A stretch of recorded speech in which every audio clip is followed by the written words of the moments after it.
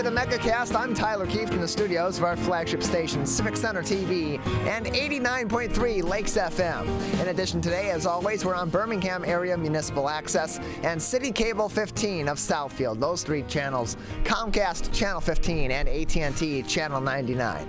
We're also on Comcast Channel 10 and AT&T Channel 99 in Waterford on the Media Network of Waterford, and live to tape on Orion Neighborhood Television out of Orion Township and Lake Orion. Join us also on the radio in the Birmingham, Bloomfield, and Troy area on 88.1 The Biff, a service of the Bloomfield Hills School District. Then we're online, Civic Center TV 15 and Lakes FM on Facebook, and on our website at civiccentertv.com. Just click on our Watch Live link at the top of the homepage on your computer web browser and in the left margin drop-down screen on your mobile phone. You can also find us online on My Michigan TV on most days, live from 10 a.m. until 12 noon. Go to their website, mymitv.com, mymitv.com.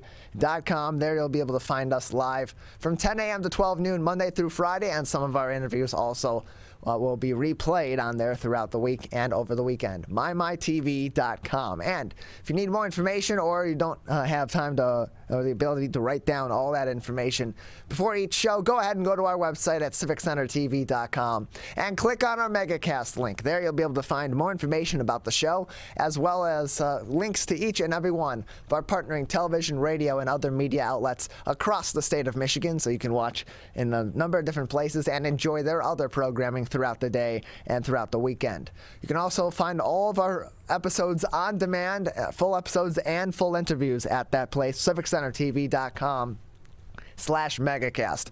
Then right next to that is our coronavirus page, civiccentertv.com/coronavirus. There you'll find helpful information from trusted, reliable, expert resources on COVID-19 from the Centers for Disease Control and Prevention, the Oakland County Health Division, and the Michigan Department of Health and Human Services. Again, civiccentertv.com. In addition to all of that, we have links to many municipalities here in Oakland County where we originate our broadcast, so that if you're living in the county in one of these municipalities, you can learn more information about how COVID-19 is affecting business in your community. Also on our website at civiccentertv.com/coronavirus, we post articles from all across the state of Michigan on COVID-19 and other important related stories as well, all across the state of Michigan. And today, yes, our website actually worked. Congratulations to all of us, including you. Our website actually functions today. So shout out to WordPress. You know what they say, you miss 99% of the shots you take. Not today, though. So, on our website, civiccentertv.com/coronavirus, our top story today. 11 states are filing a lawsuit against President Joe Biden's business vaccine mandate. Attorneys General in 11 states filed suit on Friday against President Joe Biden's administration, challenging a new vaccine requirement for workers at companies with more than 100 employees. This from the Associated Free Press. The lawsuit, filed in the St. Louis-based 8th U.S. Circuit Court of Appeals, argues that the authority to compel vaccinations rests with the states, not with the federal government. This mandate is unconstitutional and unlawful and unwise, said the court filing by Missouri Attorney General Eric Schmidt, one of several Republicans vying for the state's open U.S. Senate seat next year. New regulations by the Occupational Safety and Health Administration, or OSHA, mandate that companies with more than 100 employees require their workers to be vaccinated against COVID-19 or to be tested for the virus weekly and wear masks on the job. The requirement is to kick in by January 4th. Failure to comply could result in penalties of nearly $14,000 per violation. Schmidt said that Missouri has 3,443 private employers who would be covered by the vaccine requirement, with nearly 1.3 million employees. He said he sued, quote, to protect personal freedoms, preserve Missouri businesses, and push back on bureaucratic tyrants who simply want power and control, said the man running for Senate trying to vie for position. The Biden administration has encouraged widespread vaccinations as the quickest way out of the pandemic. A White House spokesperson said on Thursday that the mandate was intended to halt the spread of a disease that has claimed more than 750,000 lives in the U.S. Missouri was joined in the lawsuit by Republican attorneys general of Alaska, Arizona, Arkansas, Montana, Nebraska, New Hampshire, North Dakota, South Dakota, united for once, and Wyoming. The office of Iowa Attorney General Tom Miller, a Democrat, also joined the suit, along with several private, nonprofit, and religious employers. The Daily Wire, a conservative media company, filed a challenge in federal court on Thursday. So did companies in Michigan and Ohio, represented by a conservative advocacy law firm, as well as 2 Wisconsin manufacturers represented by a conservative law firm. That entire article from the Associated Press posted on our website via the Detroit News at civiccentertv.com/coronavirus. Really interesting that the claim here that's being made in the lawsuit in the 8th U.S. District Circuit Court of Appeals out of St. Louis says that the authority to compel vaccinations rests with the states, not the federal government. So, that being said, Attorney General Schmidt, if your governor in Missouri issued a vaccine mandate, would you comply with that? Would you not, or not would you comply with that? That's a personal choice. But would your office not then argue against that as well? No, you absolutely would argue against that. So that being the claim, maybe it's a worthy claim that gets this shot down. It's also a lie. I don't know if you want a liar being your senator. Then again, we have 100 of those all across the country. So, who knows? CivicCenterTV.com/coronavirus for that full story. Also making news today from Bridge, Michigan Magazine. Once again, the Michigan Independent Citizens Redistricting Commission is in the news. This time, it's not for something entirely horrible, just them, doing something they should have probably done a long time ago. This from Bridge, Michigan. After pushback from African-American leaders over political districts, Michigan's redistricting panel on Thursday proposed a new state house configuration that creates majority black districts in Detroit. The latest map comes after weeks of back and forth between Detroit area commissioners and the panel, and after hundreds of concerns regarding the commission's handling of the Voting Rights Act, the 1965 law designed to allow people of color to elect representatives of their choosing. Commissioner Brittany Kellum, a Democrat from Detroit, told the 13-member panel, the latest changes, quote, make us more responsive to the comments of the community of Detroit. One thing I can stand by is that most, if not all, of the neighborhoods in Detroit are back together, end closed quote. Under the proposed maps on Thursday, called Magnolia, the state would have a handful of legislative districts with black voting age population over 50%. Most of the districts are in Detroit. Although that would be significantly less than the state's current 17 majority black state legislative districts, it's an increase on what the commission has so far proposed. The Magnolia map creates 56 districts that lean Democrat in the House and 54 that favor Republicans. The chamber is now controlled by Republicans by a margin of 57 to 52. As of Thursday, the commission had approved 3 maps apiece for the state House, Senate, and Congress. At the federal level. The commission hopes to approve all maps by Friday before starting a 45-day comment period. Final approval is expected by December 30th. Besides the creation of majority-minority districts, the new House map also has different borders for Ann Arbor and Livingston County. For weeks, the commission has been engulfed in controversy over proposing congressional state Senate, the House and Senate maps that did not create any majority black districts. Over and over, the commission heard from leaders and Detroit residents who said the lack of majority black districts would make it too difficult to elect their candidates of choice because districts extend into suburbs. The commission has followed the advice of Lisa Handley, a partisan fairness consultant, and of Bruce Adelson, a voting rights attorney. Until recent days, both have recommended the panel create districts in Detroit with a black population between 40 and 45%, arguing that anything more could be deemed racial gerrymandering. But this week, Adelson said the commission could draw districts that have a black voting age population of up to 55%, as long as it's not meant to dilute their vote and protect communities of it protects communities of interests. State Rep. Tanisha Yancey, a Democrat from Harper Woods, who has advocated for different districts for Black residents, told reporters prior to the vote the Magnolia Map was a good first step. Quote, "We want to see as many people of color and Black people in particular being represented in our communities as they already are," and closed quote. That full article from our friends over at Bridge, Michigan on our website, civiccentertv.com/coronavirus. Finally today, Governor Gretchen Whitmer has signed the quote-unquote tampon tax law repeal. This from the Detroit News. Governor Whitmer signed a bill on Thursday to repeal taxes on the sale of feminine hygiene products, saying that the legislation would make a difference for, quote, every menstruating Michigander, end close quote. The long-sought reform removes the unfair, quote-unquote tampon tax, which only half the state's population has to pay, that being women.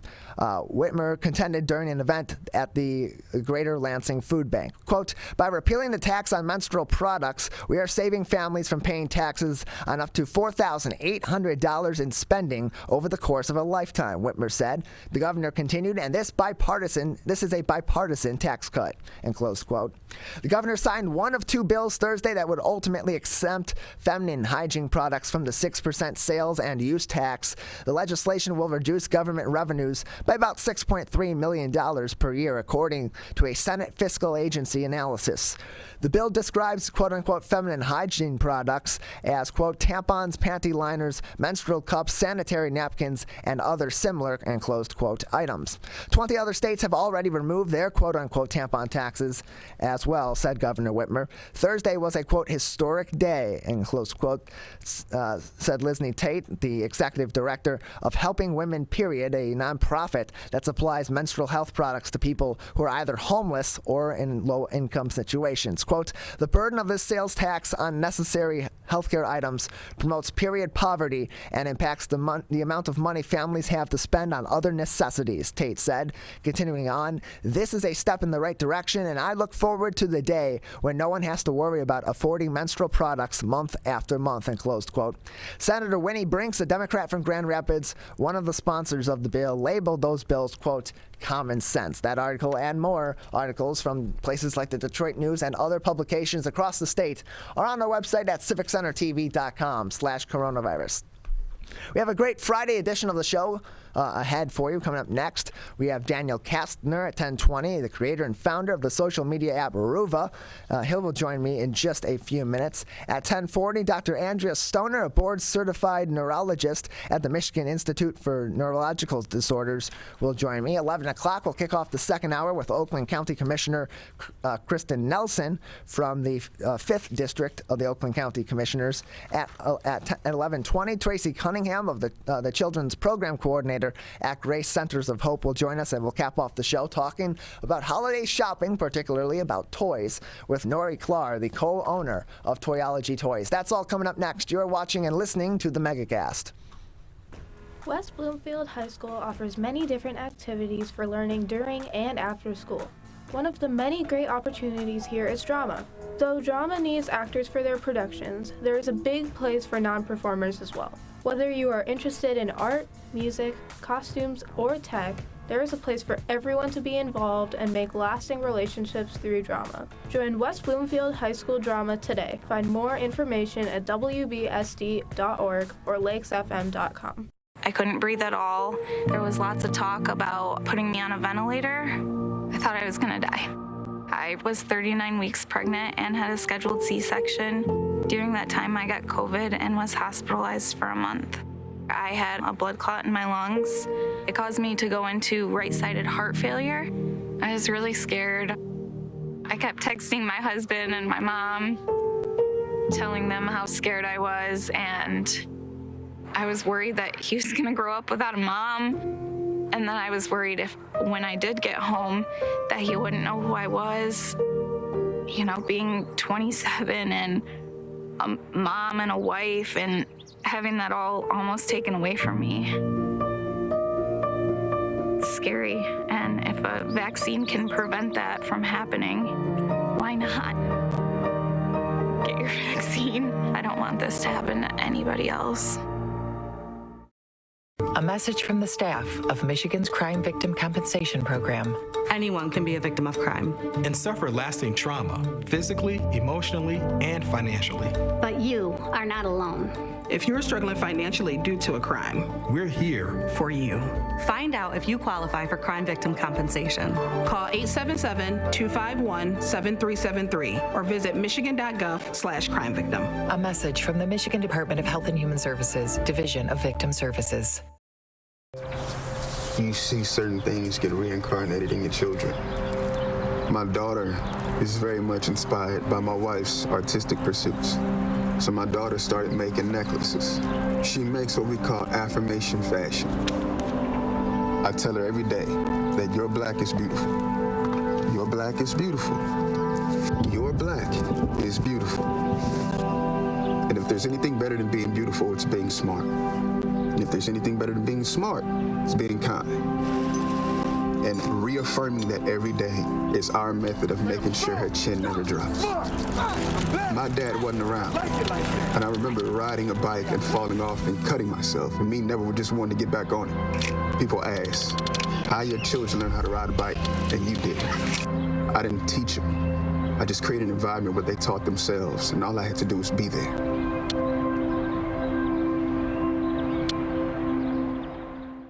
Whether you're the city, the county, or the Huron River Watershed Council. As partners working together to protect our water resources, we agree. Pet waste is the source of harmful bacteria in the Huron River. When it's left on the ground, it can wash into the storm drains. These lead directly to our streams. No filters, no treatment. Here's one thing we know that can help keep our water clean.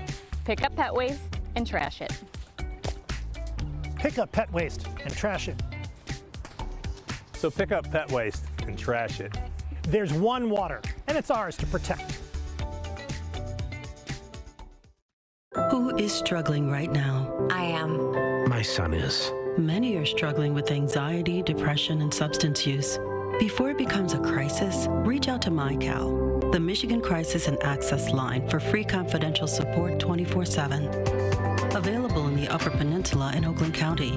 Just call or text 1-844-44-MyCal or chat online at michigan.gov/MyCal. A message from the Michigan Department of Health and Human Services. I couldn't breathe at all. There was lots of talk about putting me on a ventilator. I thought I was gonna die. I was 39 weeks pregnant and had a scheduled C-section. During that time, I got COVID and was hospitalized for a month. I had a blood clot in my lungs. It caused me to go into right-sided heart failure. I was really scared. I kept texting my husband and my mom, telling them how scared I was, and I was worried that he was gonna grow up without a mom. And then I was worried if, when I did get home, that he wouldn't know who I was. You know, being 27 and a mom and a wife and having that all almost taken away from me. It's scary, and if a vaccine can prevent that from happening, why not? Get your vaccine. I don't want this to happen to anybody else. Welcome back to the Megacast. I'm Tyler Keefe, alongside our studio producer and board operator, Calvin Brown, in our studios in West Bloomfield Township. You can join us live every day on a number of different community television and radio stations all across the state of Michigan, as well as online on many different outlets as well. Learn more about everywhere that we broadcast live and live to tape by going to our website at civiccentertv.com and clicking on Megacast, where you can also find all of our full episodes and interviews on demand, usually posted by mid to late afternoon. Our first guest today, joining us now, is Daniel Kastner. He is the creator and founder of the oncoming new social media app, Ruva, and he joins us now to talk about that on the Megacast. Daniel, thanks for joining us. Hi, Tyler. Thanks. Yeah, I appreciate the opportunity. So tell us a little bit about this app. It's projected to launch sometime this month. When do you expect that it will launch, and what is it all about? Yeah, we're hoping to launch at the end of the month. You know, sometimes you're working with software and there can be tough delays, but we need to make sure that the app is working 100% correctly before we, release it to the general public. So what we're doing is we are trying to reinvent what a social media site can look like by creating a healthier design.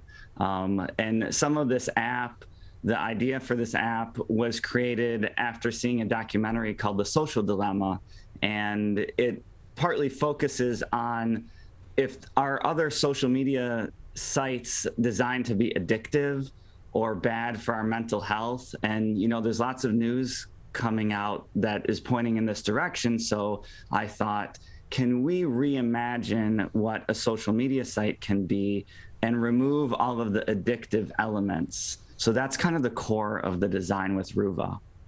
So what are some of those quote unquote addictive elements? Because you mentioned that's kind of the purpose of the or the inspiration behind making these apps, but not the general person that's using these social media may not understand what they're engaging with that is addicting, or that they are being subjected to addiction to these media altogether.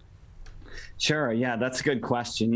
If I asked you, why should you use Ruva, you might have to decide first if there's some issue with other social media sites that you're using. So there's a lot of different things going into the design of some other websites and some other social media sites that the research is pointing towards that it's addictive. The easiest one to point to is how your news feed works. So think of it this way. When you open some other social media apps, it's essentially random what you see when you open the app.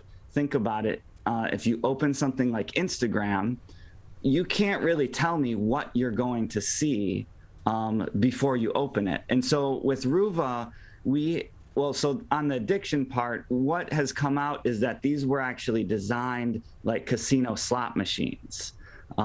So you kind of get this, what they would call a dopamine hit every time you open, because you don't even know what you're going to get. And it causes people to go back on the app and refresh over and over. So with Ruva, we reinvented what a news feed could look like. So you have expectations and control over what you're going to see. One other thing I would mention is there's something called infinite scrolling. So on a lot of other social media sites, almost every single one that you can use today, there's something they call infinite scrolling, where you're on the site and you can just keep scrolling on your smartphone down and down and down, and there's no places for the app to tell you when to stop. And so with Ruva, we removed infinite scroll. So people will go on these sites and they think they just want to see an update from their friends. And they open the app and all of a sudden 7 or 8 minutes went by, or even longer, and they didn't even realize that lost time. So with Ruva, we're removing that. So you're kind of just going to get to the information you need, and then you can't be infinite scrolling and wasting all this time. So you mentioned that with Ruva, you'll be able to set an expectation, you'll be able to fulfill an expectation and control what you're going to see from whoever you are following or connected with on that app. What sort of controls will people have to be able to decide what they're going to see? And on top of that, sometimes people are going to these social media to see one thing versus the next. If they're going to Ruva at one point during the day to see something from or updates from their friends, and they come back a couple days later and they're expecting or wanting to see something completely different, how do they get in control of that so they don't fall into the same situations that they do on other social media? Sure. It should be said that Ruva is designed for your closest friends and family. I see a lot of these other apps are essentially networking apps. They're partly designed to help you meet new people. Think of the apps that suggest you to meet new friends, okay? So I actually don't think there's anything wrong with that. We need networking apps. But Ruva is just designed, the way that it's going to work best is for your 10, 20, 30 closest friends and family. And because of that, the control that we're giving people is we're letting people decide in what order do your friends show up on your news feed? So it's not random. It's not being determined by an algorithm. So when you open the app, let's say you put your best friend and your grandma at the top of your feed, you have an idea and an expectation when you use Ruva that when you open the app, your best friend and grandma are always going to be at the top. And we think that's a healthier way to approach staying connected with people. We're joined by Daniel Kastner. He is the creator and founder of the new social media app, Ruva. You can learn more by visiting their website at Ruva, RUVA.app. That is Ruva.app. Again, RUVA. And this app, inspired by the earlier days of social media, the more personal days of social media, where it was more just connection between very close friends or very close family, people that you really did know well and you wanted to stay connected with. And over time, whether it be for business purposes or just for ambitious purposes, the social media changed. How are you approaching developing Ruva, or have you approached developing Ruva or planning for this to be able to continue to sustain itself into the future without ultimately falling down the same path as some of these other social media, Daniel? Sure. Well, first I'll mention, one of the things you said about businesses is really interesting to me. So, for example, I know people that are using something like Facebook or Instagram where they do actually have a small business. And what used to be a personal place for them suddenly became a great place for them to advertise their small business, or someone who's became a real estate agent. And so most of their posts are about stuff like that. And I actually think that's a good thing. However, because these networking sites are such a good place for that, I'm not sure there's any good place for people to just keep it about their personal life with their close friends and family. In order to cover the costs, so we have a plan A, which is essentially we want to let people customize their page by adding stickers or sticker packages that they can purchase. And so if that works to kind of cover the costs, then we'll do that. Other ideas are having some kind of subscription service, but we're going to try to avoid that. If something like, if you would buy a sticker to put on your profile page, if that would cover the cost, then I think we'd be pretty happy with that. We're joined by Daniel Kastner. He is the creator and founder of the social media app Ruva. Learn more information at ruva.app. That is ruva.app, their website, where you can learn more information about the app as it eventually does launch, and is expected to launch sometime during the month of November. And so you would mention that part of the inspiration for developing this app was of course, just seeing the way that social media impacts people today, and the way that people interact with social media that is less than preferable in today's world, and so much different than from the early days of social media, but also that that things like the 2020 Netflix documentary, The Social Dilemma, also helped to inspire you to develop this app. What really was one of those last straw kind of moments for you that led to you saying, I need to make this app? Not just that it would be interesting for me, but I need to make this app to try to provide something for people that is different from these other social media, that is more along the lines of the days of old in social media, and so people can get away from some of the more addictive nature of the media that's available to them right now.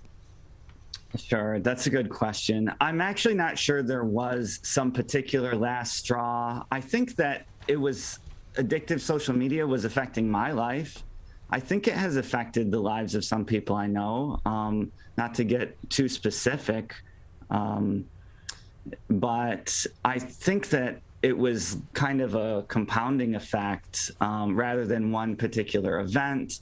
One other thing I want to say that people don't know about the app probably is our security model and our safety model is very different from anything else that you've seen. So for example, with Ruva, we don't have any what I call public facing profiles.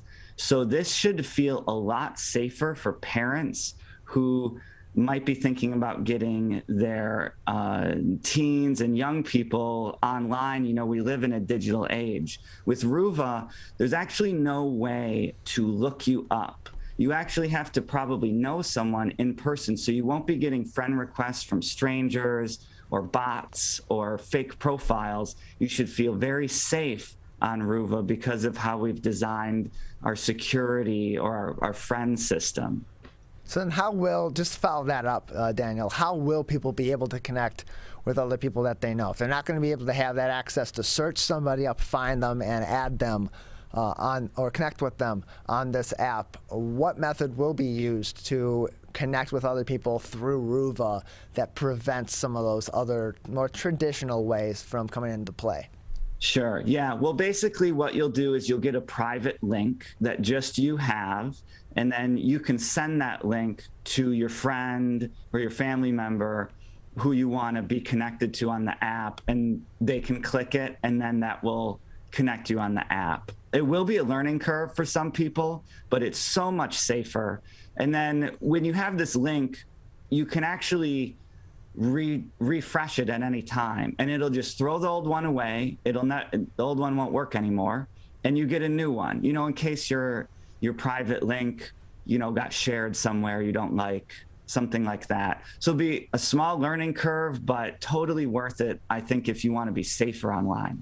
We're joined by Daniel Stoner. He is the founder of Ruva, a new social media app that will be launching sometime this month here in November. Find more information on their website at ruva.app. And Daniel, just another couple minutes with you before we'll say goodbye today. Anything else that would be interesting or important for our audience to know about the Ruva app, or where they'll be able to eventually download the app or access the app and start connecting with their close friends, close family through Ruva?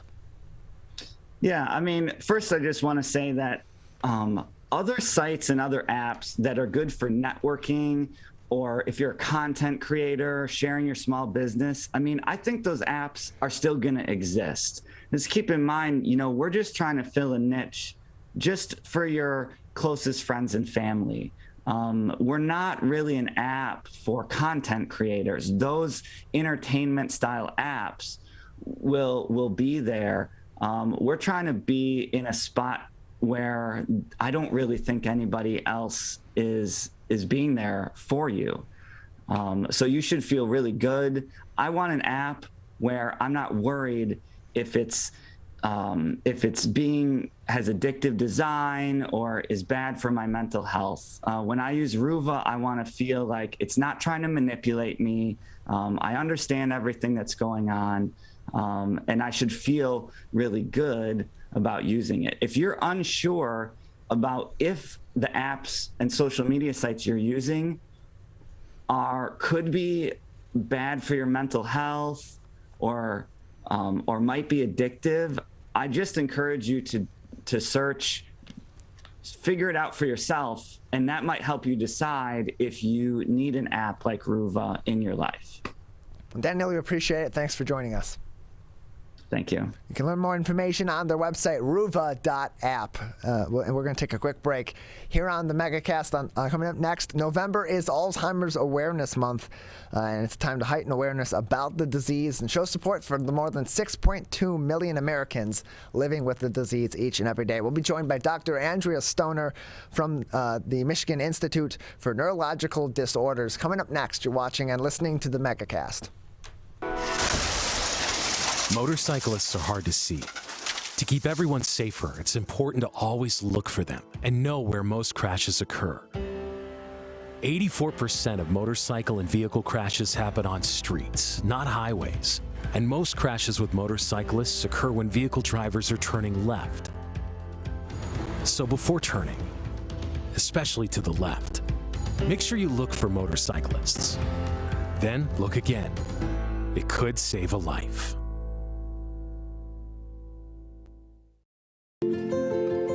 To Sophia and Gabriel, even though these old knees can't follow on your adventure to the forest today, these flowers represent my love.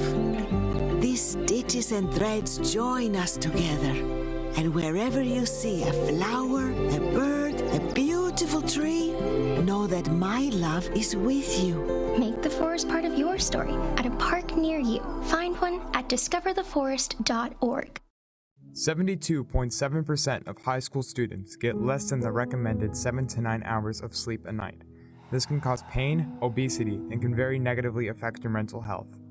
When you have a consistent 7 to 9 hours of sleep every day, you get sick less often, lose more weight, and have better relationships with those around you. For more information about the dangers of sleep deprivation, go to sleepfoundation.org. This message is brought to you by the WBHS Digital Media Arts Program and 89.3 Lakes FM. Can I ask you a question? Why did you get your kids vaccinated? It was hard for them to social distance, to be isolated from their friends. I want them to get back to school and sports games. So as a pediatrician, I recommend the vaccine to everyone I know.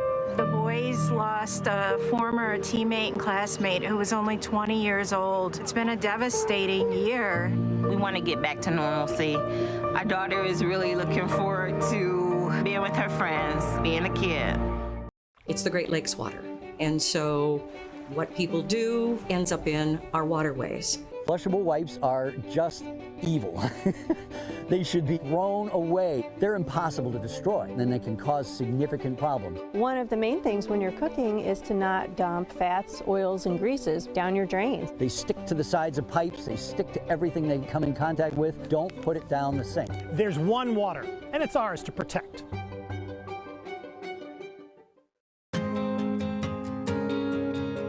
When times get dark, we can't see the help that's all around us. When you don't know where to turn, let 211 be your guiding light.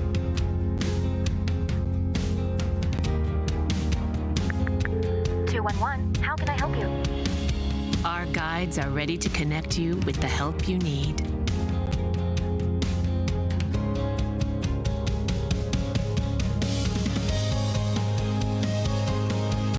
For help with food, healthcare, mental health, and other resources, call 211 or visit 211.org. 211. Get connected, get help.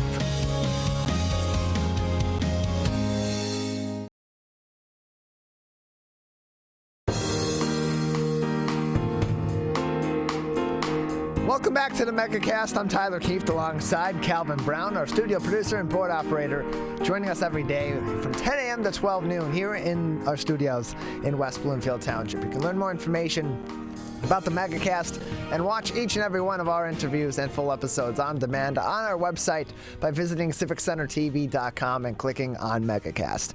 Joining us now is Dr. Andrea Stoner. She's a board-certified neurologist at the Michigan Institute for Neurological Disorders to talk to us about Alzheimer's Awareness Month this November. Dr. Stoner, thanks for being with us. Thank you for having me. Appreciate having you on. So more than 6.2 million Americans are living with Alzheimer's disease at this time. People have their kind of very general knowledge of Alzheimer's disease. It's one of those neurological disorders that we are typically hearing a lot about in our general society, but people don't really have a full understanding of the scope of this disease and how it affects different people in many different ways. So tell us some of the different ways that Alzheimer's affects many of these 6.2 million Americans living with it each day. Right. So Alzheimer's is a type of dementia. So it is the most common type of dementia, and it's really characterized by a slow progression of change. So, we all know that the short-term memory is definitely first affected. And so most patients can say, oh yeah, I am frequently repeating conversations or asking the same questions over and over again. And family members are noticing that as well. So not only memory is affected, but as other parts of the cognitive domain. And that's, I think, something that we often forget about when we're discussing Alzheimer's, is that it can be very much behavioral changes and judgment changes that come along with the disease process that a lot of people aren't aware of. We're joined by Dr. Andrea Stoner, board-certified neurologist from the Michigan Institute of Neurological Disorders, or MIND, joining us on the Megacast to talk about November being Alzheimer's Awareness Month. And so, Dr. Stoner, you said it is a slow progression of symptoms with Alzheimer's disease. Generally speaking, when are people usually diagnosed, and when is this usually caught in a patient so they can begin treatment and being tracked to see these symptoms really progressing and know that this is Alzheimer's disease? Right. So unless the family members have familiarity with a lot of the symptoms, sometimes the disease is not caught until later on. And that's why it's so important to spread awareness, because we want patients and family members to know what some of the early symptoms are. Like I said, it's a slow progression. So it's not something that you notice overnight. It's something that when you look back 3 months ago or 6 months ago, you could say, oh yes, mom or dad used to be able to carry on a conversation fairly well. And now I'm noticing that they're having hiccups in the conversation, or they're repeating the same stories that, I've already heard for the last several weeks. And this is something that, it takes families, 6 months to a year, sometimes longer, to really recognize those symptoms. And it's unfortunate when family members aren't in town and don't talk to the patients frequently, because a lot of these symptoms can go unnoticed for much longer. And in terms of treatment, what are some of the typical treatments that Alzheimer's patients will undergo, and how effective are those treatments in either reducing the symptoms or slowing the severity of those symptoms over time? Right. So we talk about both pharmacologic treatments for Alzheimer's and non-pharmacologic. And when we talk about medications or pharmacologic treatments, we focus on the disease process itself. And there are medicines out there that we know slow the progression down. So there's no cure for Alzheimer's. There's no way to fully stop it. But these medicines are approved, and they can slow down kind of, some of the memory changes or cognitive changes that we notice.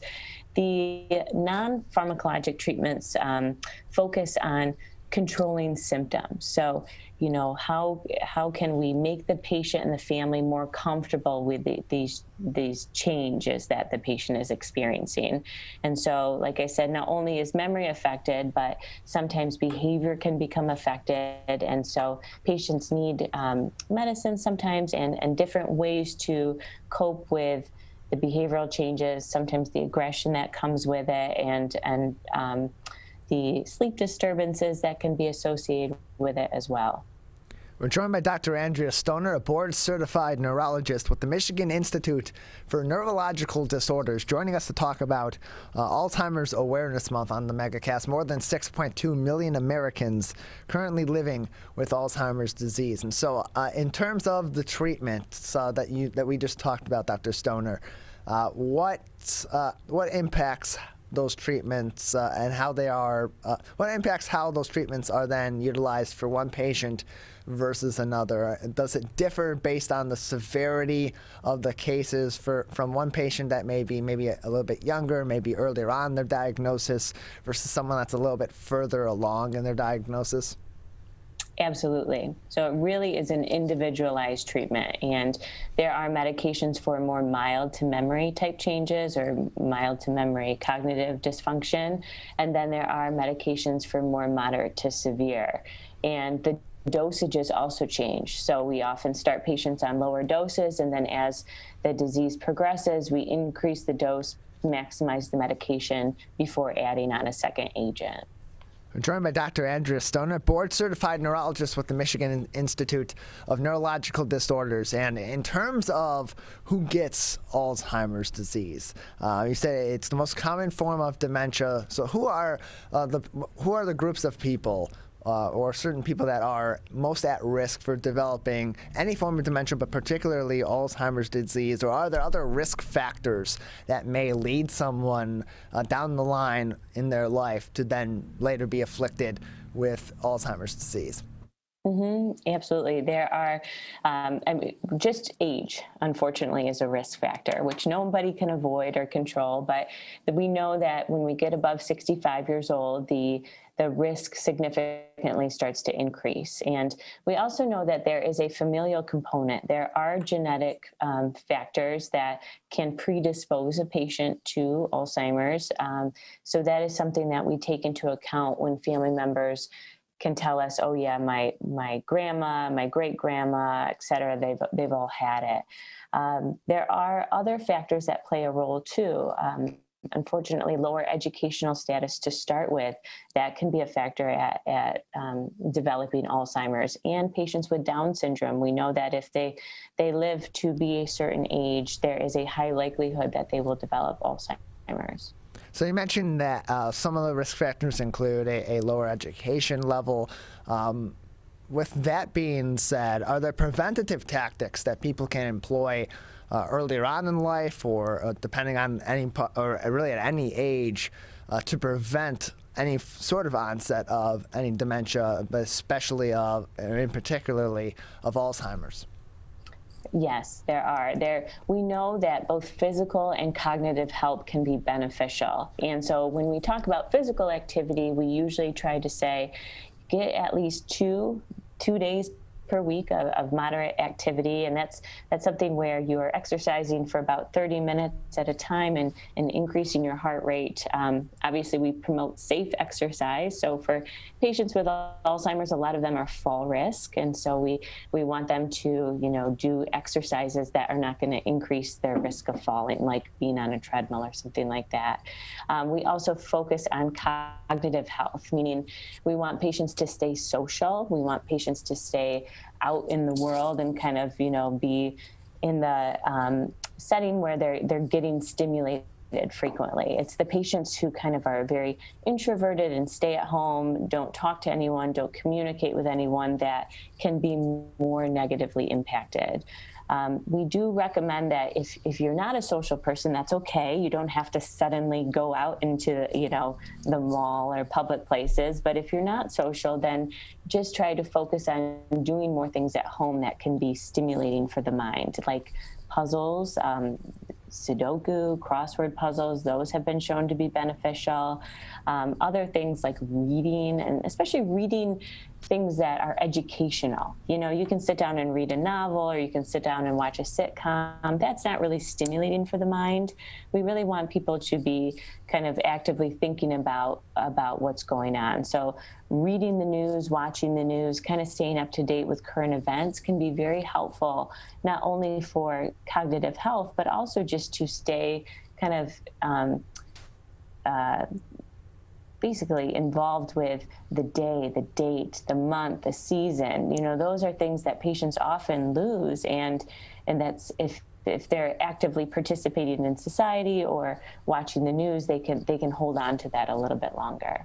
We're joined by Dr. Andrea Stoner, board-certified neurologist at the Michigan Institute for Neurological Disorders. And Dr. Stoner, if someone is out there and they are seeing some oddities with with a family member, with a friend, with someone in your life, they're noticing something's different or off with themselves, what are some of those common symptoms that they should be looking for that should onset them to either suggest for a family member, a loved one, another friend, whatever the case may be, or prompt them themselves to go seek the guidance of a neurologist or another expert and begin a testing process for Alzheimer's or another form of dementia?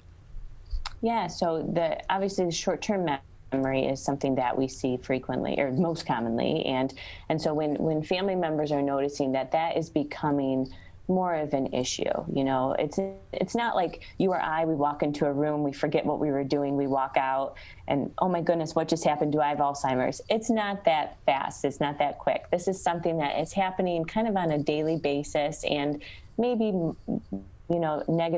starting to negatively impact your life, meaning if you misplace the keys and then you miss an appointment because of that, things like that that are starting to interfere with your daily functioning. Outside of memory, other things to kind of be aware of or to look out for are changes in something that we call executive functioning. And executive functioning is kind of our ability to judge and reason, and also to be a little bit inhibited. So I know most of us can say we've all had the story of, Thanksgiving dinner and grandma saying something a little bit inappropriate. And that is potentially a sign that we should look out for. So if your mother was very, conservative, and now she's becoming a little bit more, scandalous, that change in behavior is noteworthy. Another common symptoms that patients really do struggle with is not only a depression, but then a becoming apathetic. And that means that they just kind of stop caring. And so the patients themselves would become introverted, more quiet, and sometimes depressed. And so if you're noticing that with a family member, that's where you definitely want to bring them in for an evaluation. Then Dr. Stoner, around what age should people be looking out for some of these symptoms that may more commonly be pointing to something like Alzheimer's disease? Yeah, usually 65 and older is when we start seeing first symptoms. And that's, that increases with age. So the older we get, if you're 75, you got to look out for that a little bit more. And then 85, same thing. Not every 85-year-old is going to have Alzheimer's, but there is a higher likelihood that you will develop it the longer that you're living. Dr. Stoner, anything else that would be important for people to know at this time about Alzheimer's or other forms of dementia or neurological diseases that they should be keeping aware of at this time, as we are in November, of course, Alzheimer's Awareness Month? Yeah, I want, patients and families to know that there are options for treatment. And so, if you have even a question of symptoms or a question of the disease itself, that we are, as neurologists and even primary doctors, can help answer those questions and then get you on the path for different treatments. And not, like I said, not all treatments are medications. Some of them are just more supportive therapy. And we have avenues to support family members as well, because as we know, the caregivers and close family members are hit just as hard as the patients are. So that's just to know that there's help available for them. Dr. Stoner, thank you so much for your time. Thank you very much. Appreciate it. Dr. Andrea Stoner, board-certified neurologist from the Michigan Institute for Neurological Disorders. We're going to take a quick break. On the other side, we'll kick off the second hour of the show with Kristen Nelson, a commissioner for Oakland County's Board of Commissioners with District Number 5. Coming up next on a number of places, including your radio homes for the Megacast, 89.3 WBLD Orchard Lake and 88.1 WBFH Bloomfield Hills. The Megacast returns after this. We may come from different organizations, but we work together to protect the Huron River for everyone. Neighborhood storm drains carry water directly to local creeks and streams. No filters, no treatment. Storm drains also help reduce street flooding when it rains. So clearing storm drains and the areas nearby of trash and leaves helps keep them for rain only. It is easy to do your part by adopting a storm drain. Find a storm drain, check it, and clear it every month. So keep storm drains for rain only. There's one water, and it's ours to protect. We as Michiganders feel connected to this resource in a way that I think is really powerful. Conservation starts with a caring, committed community. For me, it's peaceful to have a relationship with the river. Every single one of us has a role to make sure that those waterways stay safe and healthy, being careful about what goes down the storm drain. Just even eliminating some of your single-use plastic makes a difference. There's one water, and it's ours to protect.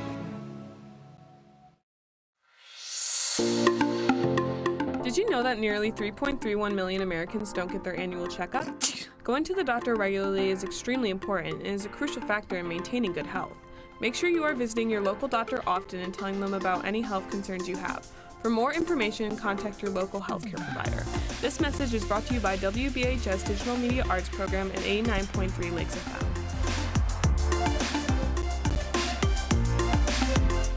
Achoo! people are getting out to walk and bike in higher numbers. More vulnerable road users and higher speed traffic can be a dangerous combination. Crash severity has increased, so if you're driving, be sure to slow down and look for people. There's no need to speed. If you're biking, ride with traffic. If you're walking, avoid stepping into the road if possible. If you have to walk in the street, walk facing traffic. Learn more at walkbikedrivesafe.org. When times get dark, we can't see the help that's all around us. When you don't know where to turn, let 211 be your guiding light.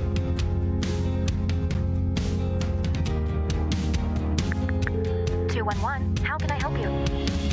Our guides are ready to connect you with the help you need.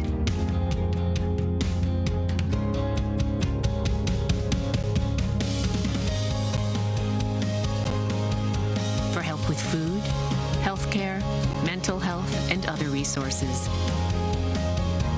Call 211 or visit 211.org. 211. Get connected, get help.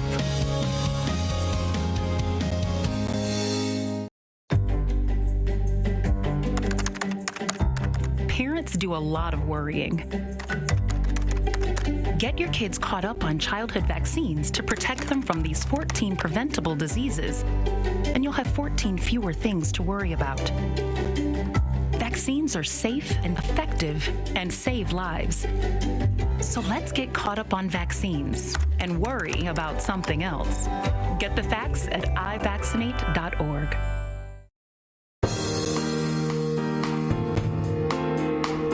Welcome back to the Megacast. I'm Tyler Keefe here in our studios in West Bloomfield Township. Although we're broadcasting all across Oakland County at a number of different television and radio stations from community outlets all across Oakland County. We're also all across the state on our website, civiccentertv.com, as well as on My Michigan TV. You can learn more information about everywhere that we broadcast live from 10 a.m. to 12 noon, Monday through Friday, as well as live to tape throughout the week and the weekend for replays as well by going to our website at civiccentertv.com and clicking on our Megacast link there. You'll also be able to watch our show live and live to tape whenever you so choose by going and clicking on our watch full episodes or watch full interviews link as well. Joining us now is Oakland County Commissioner Kristen Nelson from the 5th District to talk about everything going on in Oakland County at this time. Commissioner, thanks for being with us again. Yeah, absolutely. Happy Friday, Tyler. I'm happy to be here and talk with you. Yeah, glad to have you back. So a lot going on right now in Oakland County, and most particularly is the continued high caseload of COVID-19, which is why certain precautions, particularly the school mask mandate, is in place. And I know at the last several Board of Commissioners meetings, this has been a big sticking point, particularly in public comment. There have been a number of different people that have come and spoken out about that, and which of course is their right to do so in a public forum.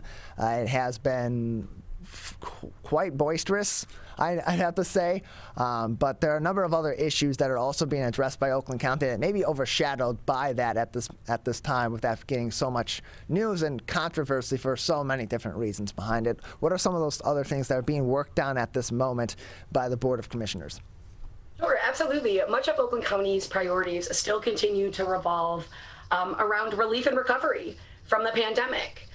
We're still working on a variety of different grant programs for our small businesses, mental health and behavioral health organizations. I know that one of the things I want to make sure I bring up today is our rent, mortgage, and utility relief grant program for Oakland County residents who are experiencing hardships caused from the COVID-19 pandemic can apply for rent, mortgage, and utility assistance. So far to date, we've already distributed $7 million out to individuals, and I encourage any individual in Oakland County to check out OC Housing Relief on oakgov.com. The application deadline for this particular rent, mortgage, and utility grant does expire on November 30th. So if you are interested, please visit our website and submit your application on or before November 30th. Additionally, vaccines are very much alive and living in regards to increasing the locations of the vaccine clinics across Oakland County. Not only, obviously, we still have the COVID-19 vaccines available, the booster doses are now available. And as of this week, the COVID-19 vaccine for children 5 to 11. Additionally, at those clinics, individuals can also get the flu shot. While it is definitely encouraged that individuals make appointments, you don't need an appointment. So I encourage individuals to check out oaklandcountyvaccine.com to learn more information about the different vaccine sites across Oakland County. And then Commissioner Nelson, we've seen across the board in the state of Michigan, across the country, there's been the last several months really quite the lull in interest in people getting the vaccines. We're really struggling to continue to up those numbers. They're still going up slowly but surely, but not nearly at the pace that really anybody at any level of government or anyone really in society would like them to be moving at. What is being done in Oakland County to continue to encourage people and inform people about these vaccines so that we can continue the vaccination process and eventually get to that point, or more soonly get to that point where we are able to move on from this crisis and get back to whatever normal is going to be after COVID-19? Sure. A lot of the efforts are really revolving around right now increasing that education and awareness. First and foremost, it's providing people with information to make your own judgments, encouraging people based upon, research, based upon our health officials and the experts in those areas. I think it's really important that everyone has access to information and the knowledge, and additionally, the locations, the where, how do I get a vaccine? Where are these locations at? So a lot of the efforts right now, as they've been from the very beginning, is to increase awareness on the importance of why vaccines are important, and also too promoting what we can do individually to continue to keep ourselves safe and those around us safe.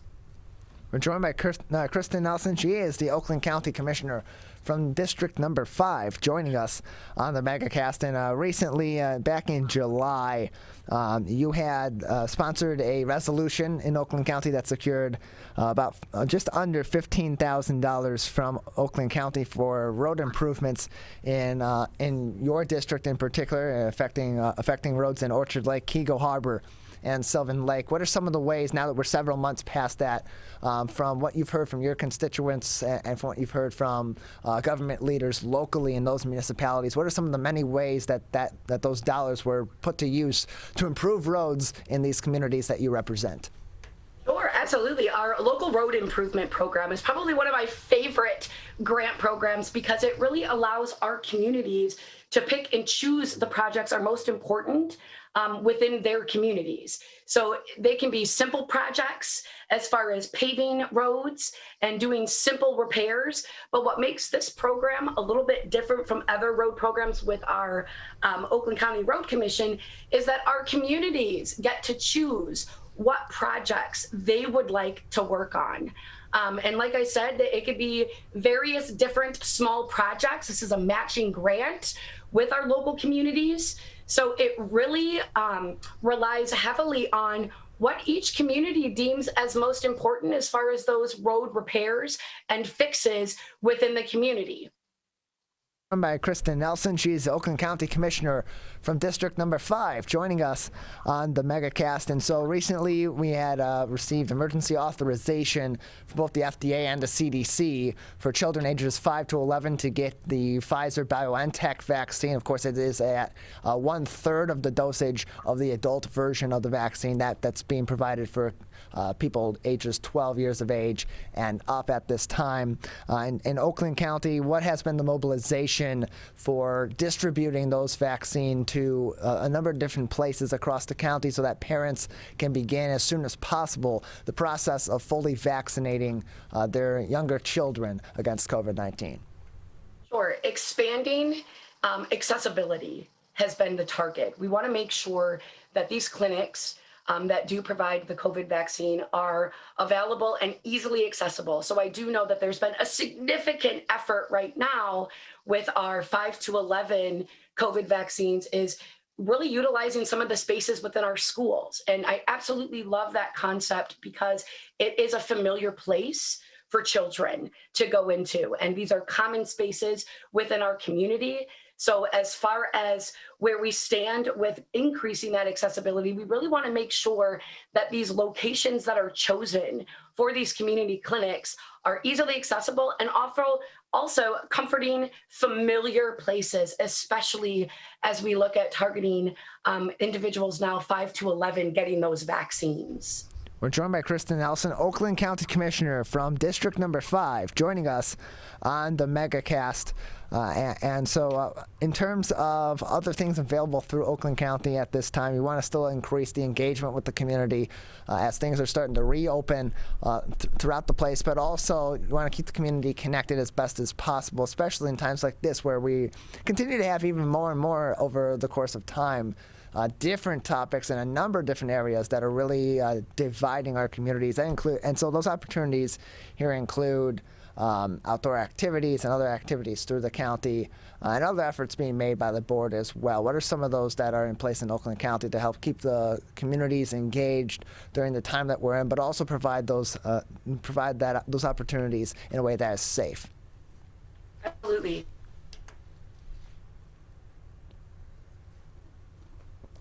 All right, we're going to keep it right here for just a moment. Different departments. Oh, there you are. We just lost you very briefly.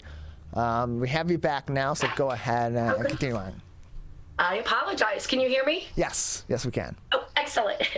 I strongly encourage all residents in Oakland County to get involved with the newsletters. You can sign up for a variety of different newsletters from various departments here in Oakland County. And in addition, you can sign up for your commissioner newsletters. So all you simply have to do is if you even just Google, Oakland County Commissioner, you can say Oakland County Commissioner Kristen Nelson newsletter, and it'll pop up in one of the very first searches on Google, or you could always visit oakgov.com and do the search right at the top on our website. But definitely remaining informed of the things that are going on is going to be the easiest by signing up for these newsletters. You can even opt to have texts be sent to you, emails be sent to you, texts sent to you. And I know that more recently, one of the things that we've really tried to increase the efforts on is good old snail mail. There's nothing better than going out to the mailbox and picking up a piece of mail that's just reminding you of the other great resources and services that are available here in Oakland County. We're joined by Kristen Nelson. She is the Oakland County Commissioner representing District Number 5 here in Oakland County, joining us today on the Megacast. To learn more about what is going on in the Oakland County Board of Commissioners and everything that they're working on, you can visit oakgov.com/BOC. That is also where you can watch their meetings as well as they live stream them on YouTube. And you can find them here on Civic Center TV later on that week.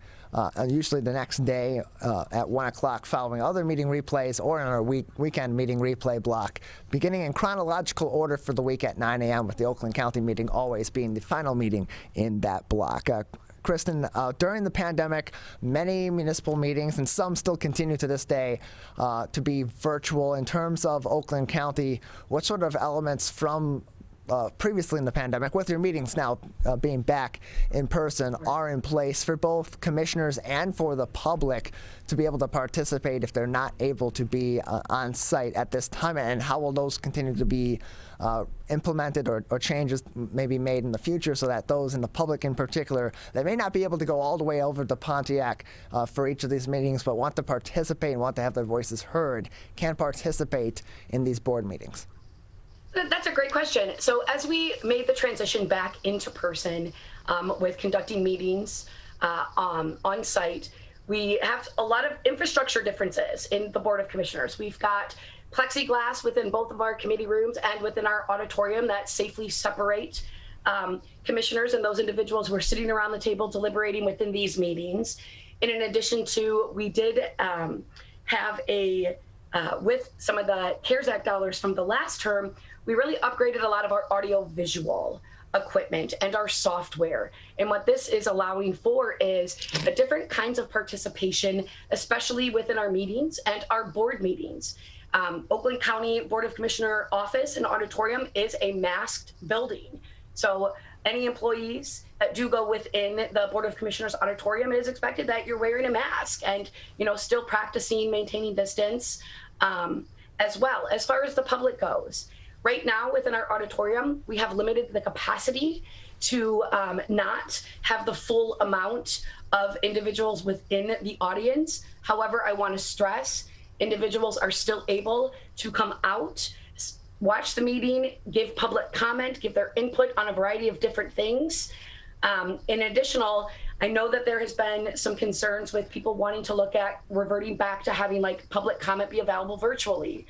Unfortunately, right now, given that we are having open meetings in person, public comment is still continuing to take place on site. However, the public can most certainly send and write letters or emails to the Board of Commissioners that will be read in to our public comment and will become public record. So there are still options for individuals who would still like to participate in our board meetings and in our committee meetings. Other than just showing up on those days, they can also submit their concerns and input in writing.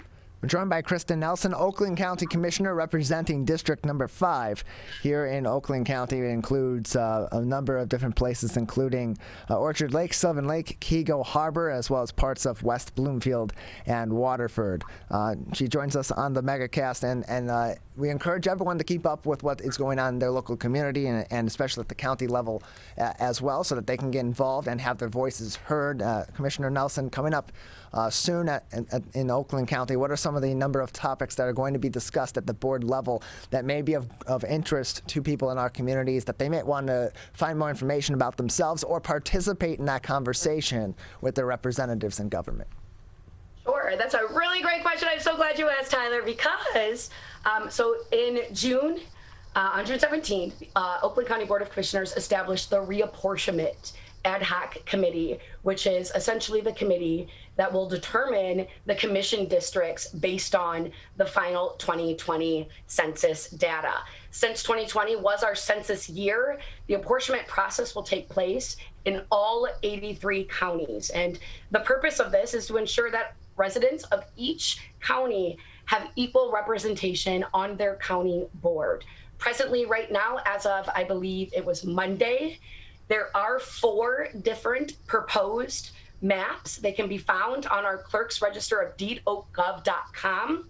2021 apportionment, just click on that link and the public will have access and be able to see the 4 proposed maps that will go to the full board for a vote on November 10th. So I highly encourage the public to look at those maps and provide their input on those maps prior to November 10th.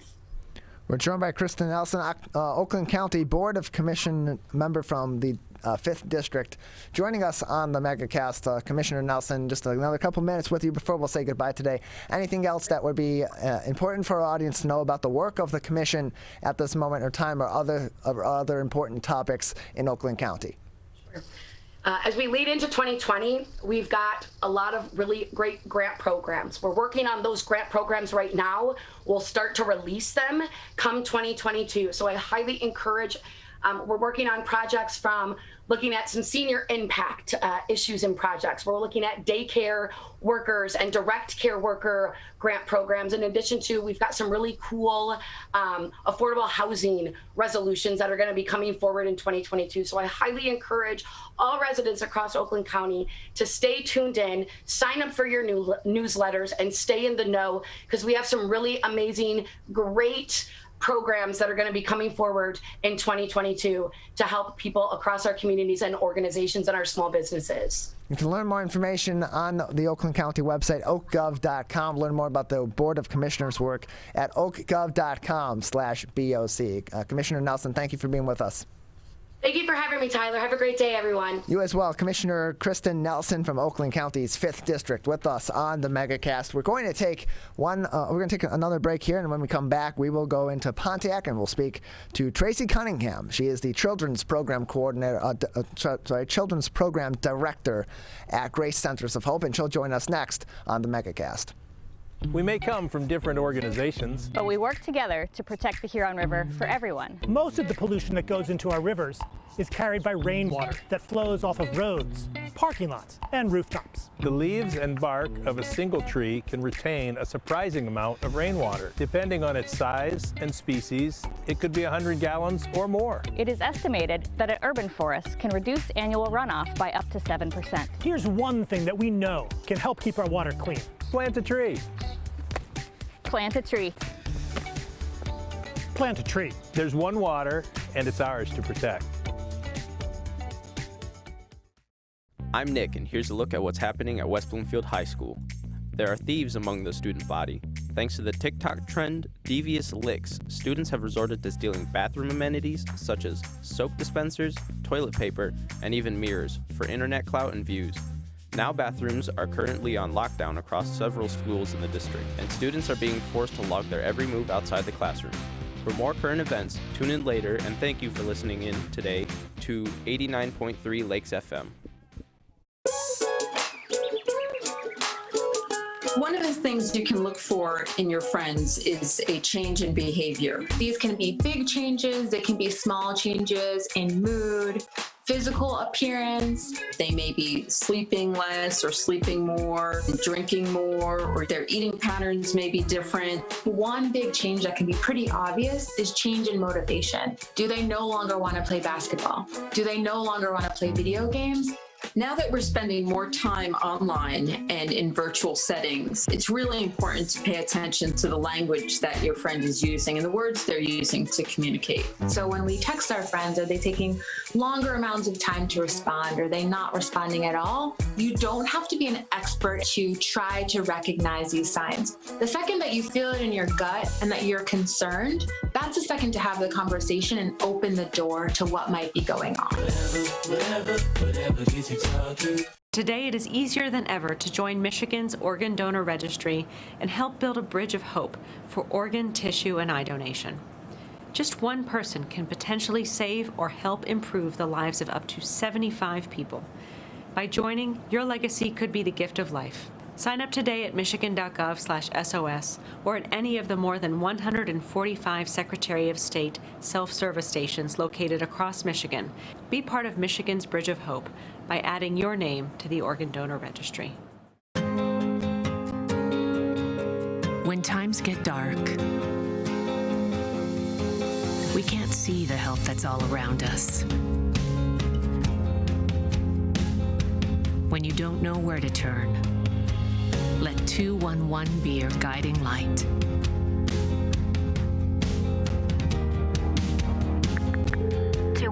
How can I help you? Our guides are ready to connect you with the help you need.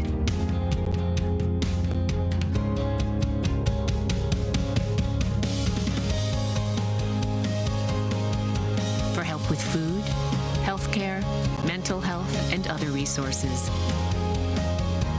call 211 or visit 211.org. 211. Get connected, get help.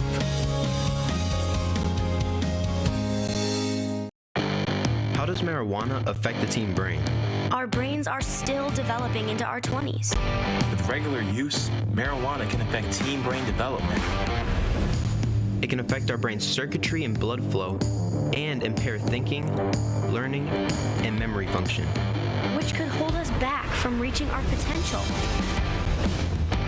Don't let marijuana mess with your brain. Get the facts at michigan.gov/drug-free. Whether you're the city, the county, or the Huron River Watershed Council, we work together to protect water resources for everyone. Most of the pollution entering our rivers is carried by rainwater that runs off roads, parking lots, and rooftops. A rain garden helps catch stormwater runoff. Rain gardens and their plants help dirty runoff soak into the ground. You can do your part to help keep our water clean. Learn about rain gardens and native plants. So consider a rain garden in your home landscaping. Catch the runoff with a rain garden. There's one water, and it's ours to protect. I couldn't breathe at all. There was lots of talk about putting me on a ventilator. I thought I was gonna die. I was 39 weeks pregnant and had a scheduled C-section. During that time, I got COVID and was hospitalized for a month. I had a blood clot in my lungs. It caused me to go into right-sided heart failure. I was really scared. I kept texting my husband and my mom, telling them how scared I was, and I was worried that he was gonna grow up without a mom. And then I was worried if, when I did get home, that he wouldn't know who I was. You know, being 27 and a mom and a wife and having that all almost taken away from me. It's scary, and if a vaccine can prevent that from happening, why not? Get your vaccine. I don't want this to happen to anybody else.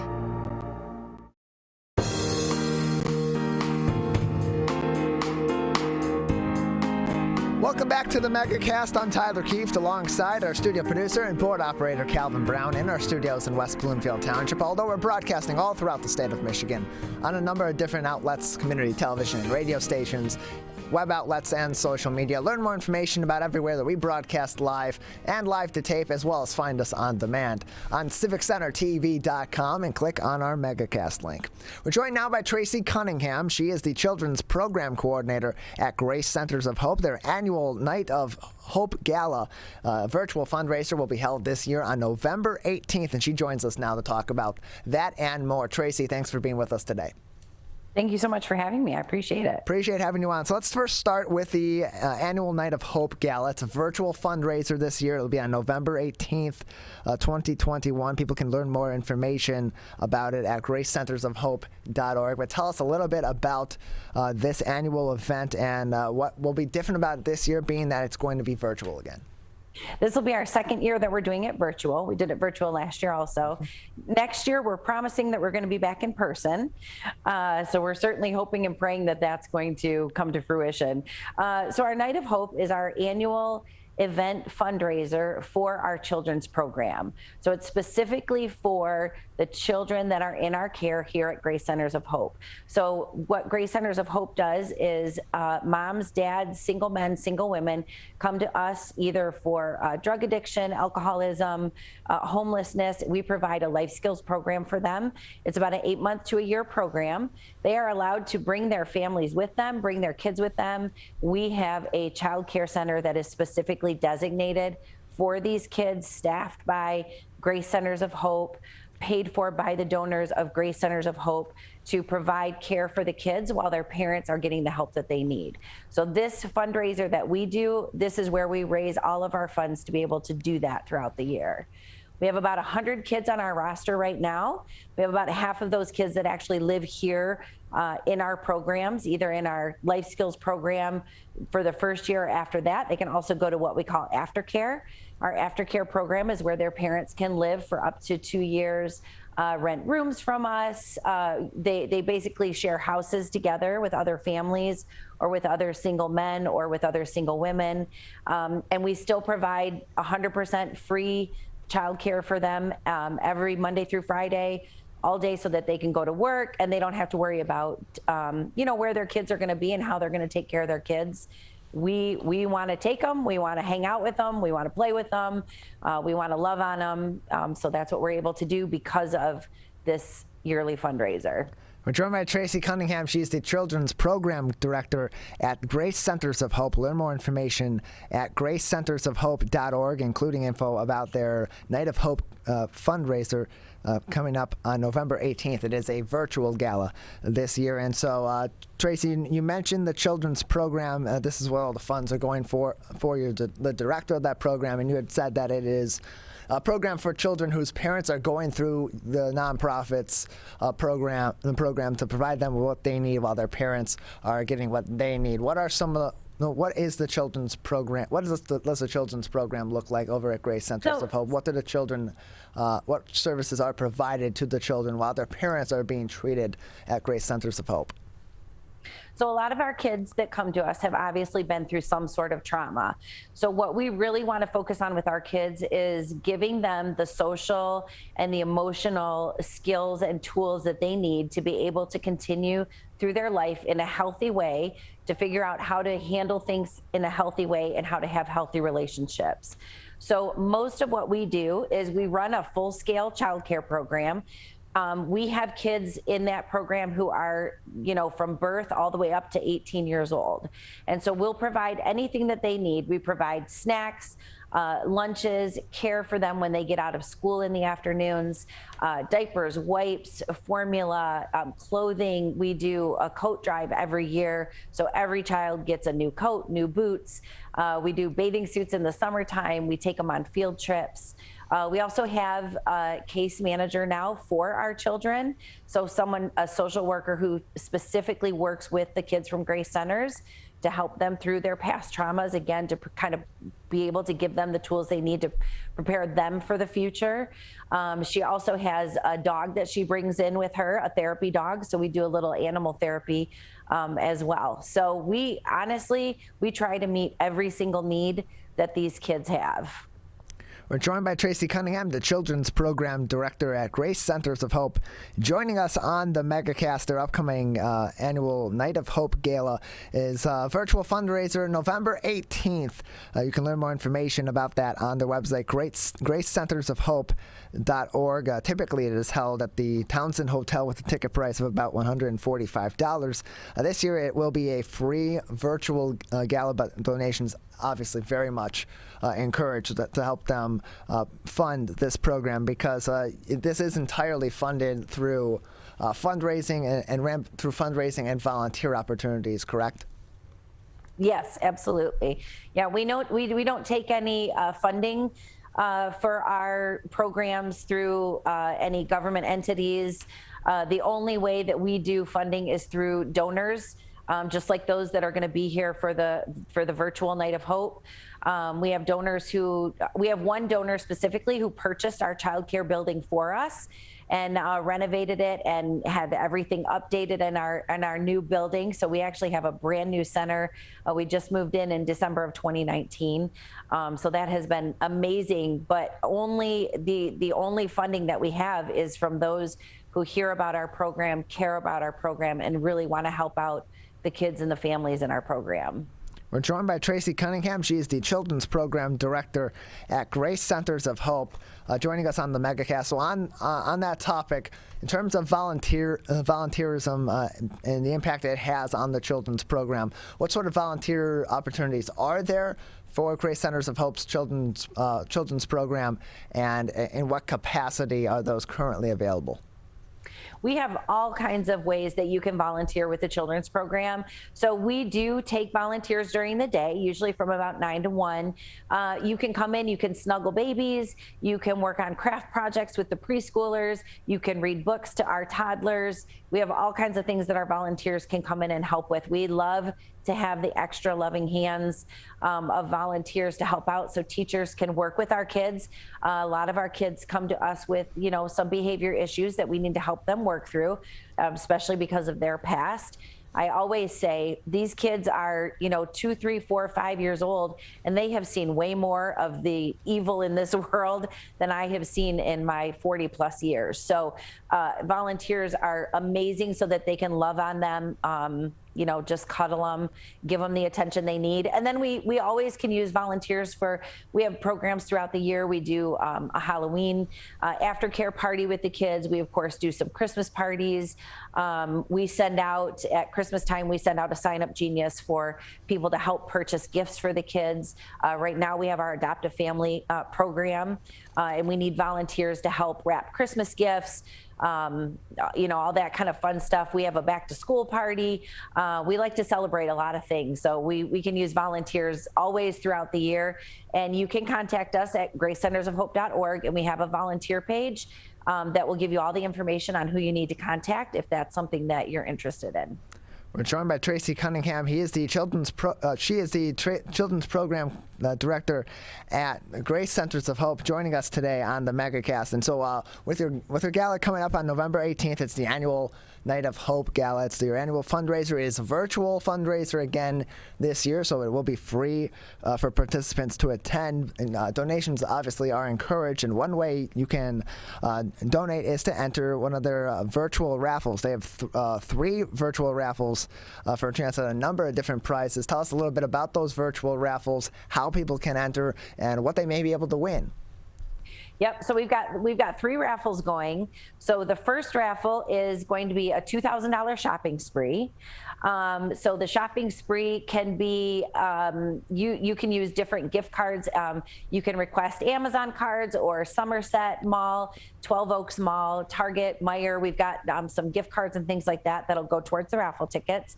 We've also got, which is my favorite, a coffee bar that includes an espresso machine, which looks amazing. I'm super excited about that one. And then we also have a $1,000 dine around. So the dine around is for all different restaurants in Wayne, Oakland, and Metro County, Wayne, Oakland, and Macomb County.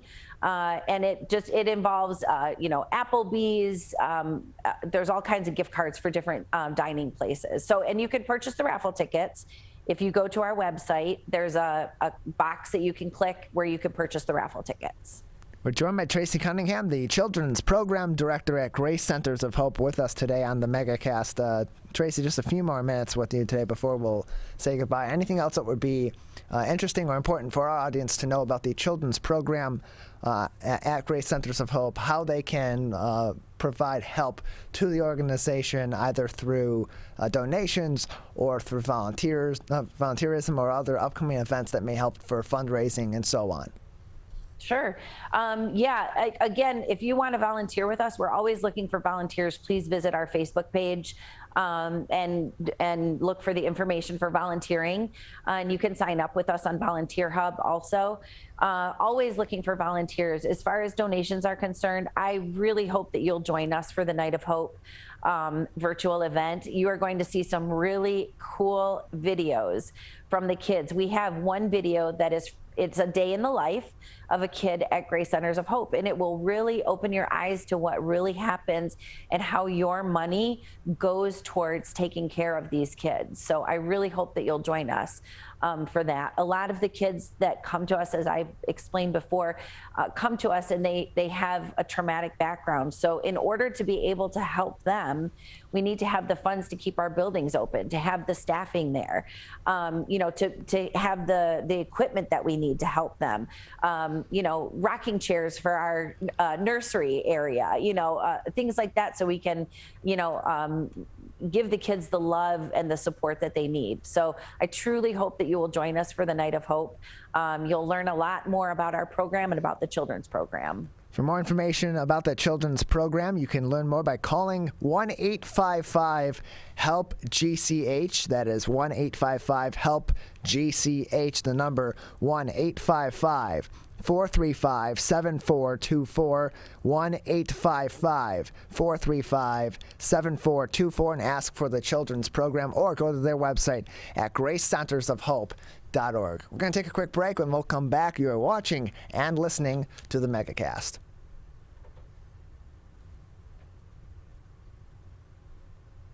A message from the staff of Michigan's Crime Victim Compensation Program. Anyone can be a victim of crime and suffer lasting trauma, physically, emotionally, and financially. But you are not alone. If you're struggling financially due to a crime, we're here for you. Find out if you qualify for crime victim compensation. Call 877-251-7373 or visit michigan.gov/crime-victim. A message from the Michigan Department of Health and Human Services, Division of Victim Services. You see certain things get reincarnated in your children. My daughter is very much inspired by my wife's artistic pursuits. So my daughter started making necklaces. She makes what we call affirmation fashion. I tell her every day that your black is beautiful. Your black is beautiful. Your black is beautiful. And if there's anything better than being beautiful, it's being smart. And if there's anything better than being smart, it's being kind. And reaffirming that every day is our method of making sure her chin never drops. My dad wasn't around, and I remember riding a bike and falling off and cutting myself, and me never just wanting to get back on it. People ask, how your children learn how to ride a bike, and you didn't. I didn't teach them. I just created an environment where they taught themselves, and all I had to do was be there.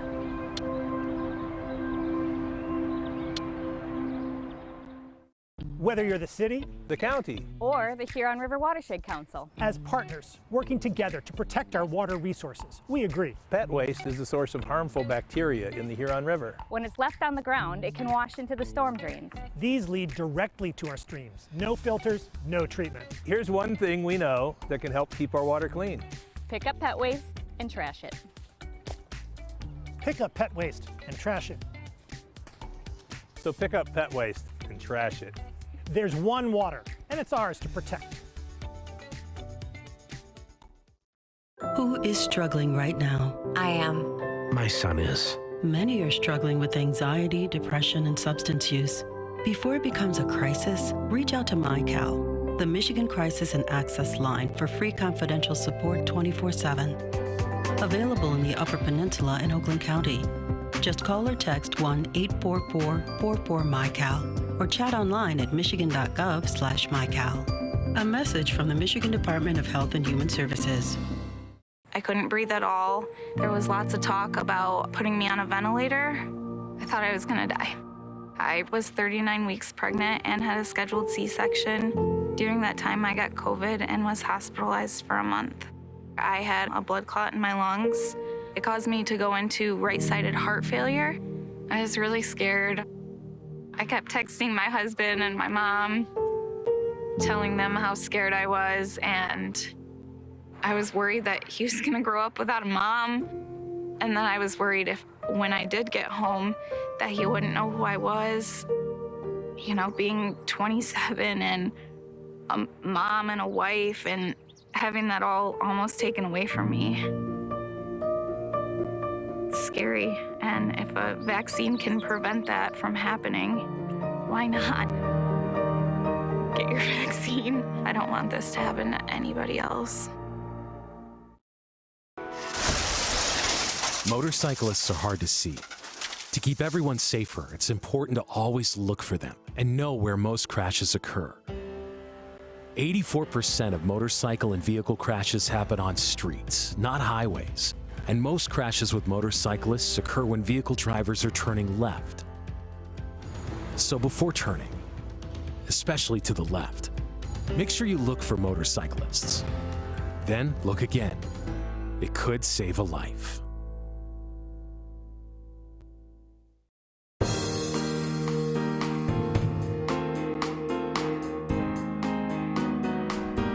Welcome back to the Megacast. I'm Tyler Keefe in our studios here in West Bloomfield Township, where we broadcast live from 10 a.m. to 12 noon every day, Monday through Friday. I want to take you through some of the great resources we have for you on our website at civiccentertv.com, where you can, of course, join us live from 10 a.m. to 12 noon, Monday through Friday, for our shows, for our live shows from the full 2 hours. But we know for some of you, it's really tough to join the show in the morning during the regular week for 2 entire hours. So if you're only able to join us for part of the show, or you're not able to join us at all during that time period, and you want to join us later on in the day, much like our friends over at Orion Neighborhood Television do when they join us at 1 o'clock p.m. and 1 o'clock a.m. for those of you that are night owls.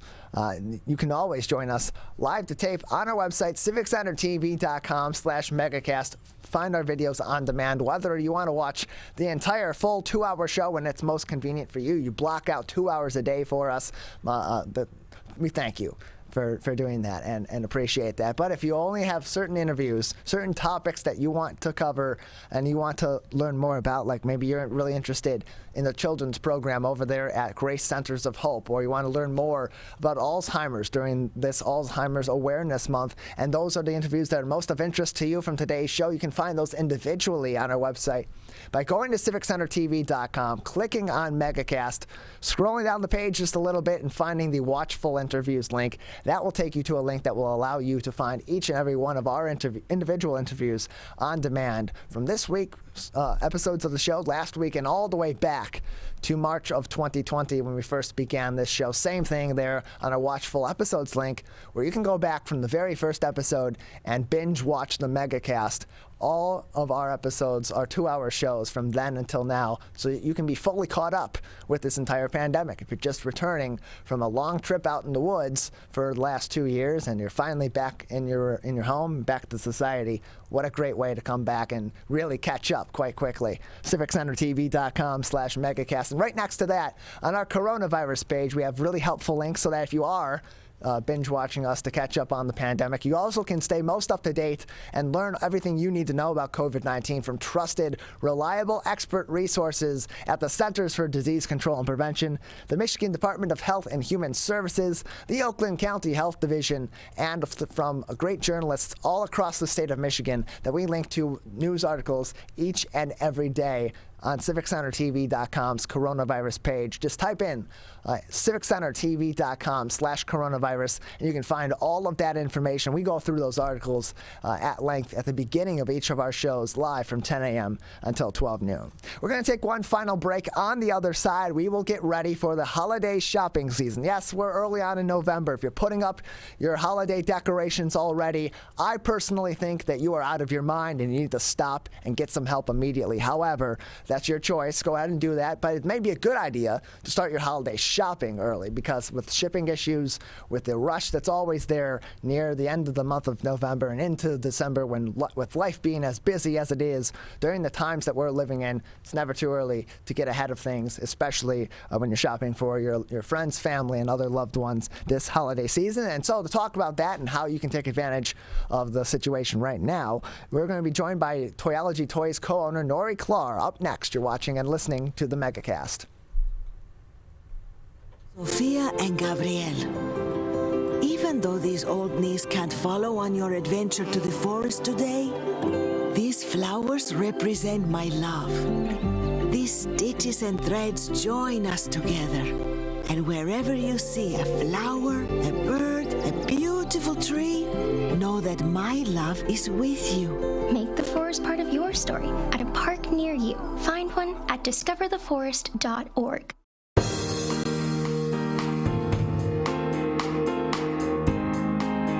Joining us also from in West Bloomfield with a business that's in West Bloomfield, as well as Bloomfield Hills and Royal Oak, is Nori Klar. She is the co-owner of Toyology Toys with us on the Megacast. Nori, thanks for being with us again. Good to have you on. So we are approaching the holiday season, and with that going on, with the supply chain issues, a lot of toy companies and other retailers are really racing against the clock to get that product into their businesses in time for the busy holiday season. How are things coming along for you as we're entering that time of the year where parents, where families, where individuals are shopping for those in their lives for the upcoming holidays? People are shopping already for the holidays. We've been stacked and ready. We knew this was coming, so I stocked our store much earlier than I would in previous years. And people are out there shopping for the holidays. So what had to be done on your part there? Just give some insight into stocking up early, because we've had those known supply chain issues. What are some of the ways that you have navigated around that to be able to have the supply that you've needed for now and for going forward in the next several weeks as people begin and continue their holiday shopping? Well, I actually started in June. So I'm part of a big group of independent toy stores through the United States, and we produce a catalog together. Ours just went out in the mail. It looks like this. And so we got the items. They were picking them early this year, and starting June, we placed all our orders and had them come in early, whereas previous years we wouldn't have the orders coming in till September 1st, then October, and November along the way. We got everything shipped as ready so that we would be stacked and ready for this holiday season. We're joined by Nori Klar. She's the co-owner of Toyology Toys with locations in West Bloomfield, Bloomfield Hills, and Royal Oak. And so, Nori, you prepared early for this busy holiday season. The supply chain issue is obviously very well known to business owners, especially in retail businesses, but it's also very well known to our customer bases as well, to consumers. And so are you noticing, with that being the case and people knowing that these supplies, when they come in, are going to be in full stock but could go out quickly, and then restocking could be difficult for a lot of businesses, are you finding, as an owner of a toy store, that people are doing their holiday shopping earlier and have already begun? Here we are in the first few days of November. Yes, October, they were shopping for the holidays. We gift wrapped. We were wrapping for gifts for the holidays, Hanukkah and Christmas wrap. Again, yes, I'm afraid that the items that sell out, I will not get back in. I tried to prepare and ordered a lot more than I normally would that early in the year. And we'll just cross our fingers, but we have toys. We may run out of something, but we've got a lot of toys. We're joined by Nori Clark. She is the co-owner of Toyology Toys in West Bloomfield, Bloomfield Hills, and Royal Oak. And as you're stocked up on things and on supplies for this holiday shopping season, and as customers are coming in, what are some of those trends that we're seeing on the toy front for this holiday season? What are some of the hottest going items right now that parents that are looking to get some toys for their kids or for other kids in their families for the holidays may be wanting to look at for this season? Trends in a toy store, it's hard to say. A lot of times the kids think the trends are what's on TV. As an independent toy store and an educational toy store, our trends are, right now, multi-generational play, like young kids and grandparents, everyone could play together. That's very big this year. The poppers are all big this year. Everybody wants poppers. We've got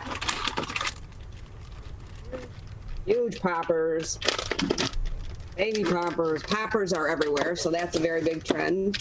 And just science is very big over the holidays. People love science projects. We have a lot of science, arts and crafts. So as far as trends, it's really, I can't say like there's a license that's going to be hot. There's always Harry Potter and those type of things, but the trend is quality toys with longevity. We're joined by Nori Clark. She's the co-owner of Toyology Toys out of West Bloomfield, Bloomfield Hills, and Royal Oak, joining us on the Megacast today. And so, Nori, you and your team over at Toyology Toys, you do a great job of keeping up with new and interesting toys that are coming down the line that might be of great interest to people or become trendy in the near future. Right now, what are some really interesting toys that you have brought in to your stock that might be capturing the eye of parents or of kids in the near future? And adults. So one line here that's very new is called U-Gears. It's a wood line. They would come in a box like this, and you build something cool like this, and some of them even have motion, and if you plug them in, they'll go. I'm not near a plug, so I can't really show you how that works. One of our top games this year, people love this game. It was a really good seller last year, called Clask. It's a beautiful wood battle game. Again, for kids and adults to play equally against each other. I love an air fort. This has been a really popular item. It actually connects to a box fan, so it doesn't always blow up in your house. As soon as you turn the fan off, the tent goes away. But when you go inside, this one's a Starry Night, so it actually has glow-in-the-dark stars. When you're inside it, the blowing of the fan and the parachute material is very soothing, so it's a nice place for kids to calm down, to read, relax, just play with their stuffed animals. My manager and I climbed in it at Toy Fair a few years ago, and Toy Fair is exhausting. We stayed in there for quite a little while just to relax. It's very soothing. So these have been great. Again, for the whole family. We're joined by Nori Clark. She is the co-owner of Toyology Toys with locations in West Bloomfield, Bloomfield Hills, and Royal Oak. Learn more information on toyologytoys.com, and you can find also all their locations, including those in West Bloomfield at the Orchard Mall in Bloomfield Hills and in Royal Oak as well. And so, Nori, as people are going out for their holiday shopping, sometimes of the year are really busy for holiday shopping, when would you suggest would be the best time to get out there for parents and for others that are looking to buy some toys for families or for their kids for this upcoming holiday season? When would you suggest they get out to the stores, especially knowing that we have the supply chain issues that we have, and while you're stocked up, things can go pretty quickly? They should start now. Everyone should start now and try shopping at odd times of the day when it's not really busy and you can get more personal service. Our stores are very well known for our customer service. Our employees are all really well trained and can help you find those perfect gifts. But by starting now, you'll take the stress off and get the toys you really want. There's going to be toys. It's just if there's certain things you really want and you see it, you should get it right now. And so, Nori, on the COVID-19 front, some people may not be comfortable still going back into a store environment, especially during the holiday shopping season where they expect more people to come in. All the more reason why you encourage them going at odd times where there may be less people there. But regardless, if they're not comfortable, are there still options at Toyology Toys at all 3 of your locations to pick up these items in alternative forms, whether it be curbside or delivery, whatever the case may be? We have lots of options. So as far as shopping, if you don't feel comfortable coming into a store, we also have our online store. So you can always still shop local, but yet online. We have FaceTime shopping with people. We do phone shopping with people. And for people who would really like to come in the store, but maybe compromised or uncomfortable around people, we even make private shopping times before our store hours. We still have curbside pickup. I know in your last hour you were talking about the mailing issue. We do ship everywhere, but we have a service that's a delivery service in Michigan. So anywhere in Michigan, you will get your gifts within a day or 2.